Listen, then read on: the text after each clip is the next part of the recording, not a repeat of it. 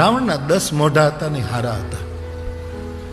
આ રામાયણના ગાયક તરીકે જવાબદારી પૂર્વક કહું છું, 10 મોઢા સારા. કારણ કે બાપુ ધનુભા બાપુ 10 મોઢા બહાર હતા.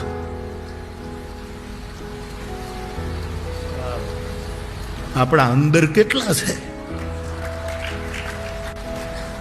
કોઈને ખબર છે? બોલો તો 10 લ્યો છે, આ જો છે લે, અને આપણે એક જ છે, પણ અંદર ખબર નહીં કેટલા મુખોટા પહેર્યા છે, કેટલા માથા અંદર આપણામાં પડ્યા છે.